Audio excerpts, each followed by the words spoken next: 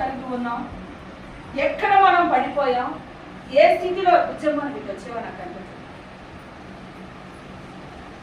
ఏ స్థితిలో మనం పడిపోయాం, ఏ స్థితిలో ఆయన బాధ పెట్టాం.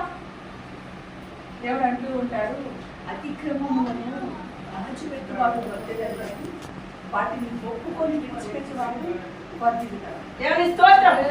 మనకి వర్ధిల్లడం అంటే ఇష్టం, ఆశీర్వాదం అంటే ఇష్టం, కానీ అది ఎలా పొందుకుంటాం? దేవుని స్తోత్రం. కనుక ఈరోజు ఎందరి కొరకు, కుటుంబాల కొరకు ప్రార్థన చేస్తాం. వాక్యమైన తర్వాత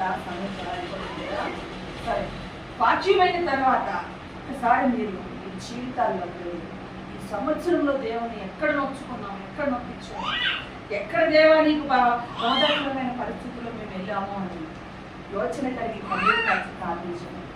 వచ్చే సంవత్సరం దేవుడు ఆశీర్వాదకరంగా దేవుని స్తోత్రం.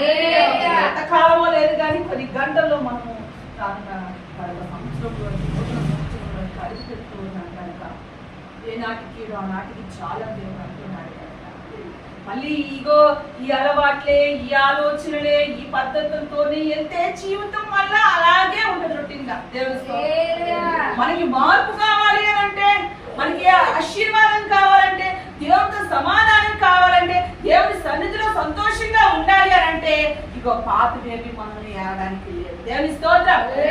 కనుక ఒప్పుకోండి, విడిచిపెట్టండి. నేను ప్రసంగిలో ఒక మాట తీసి దేవుడి సన్నిధిలో మీకు తెలియపరుస్తాను. ప్రసంగి 12వ అధ్యాయం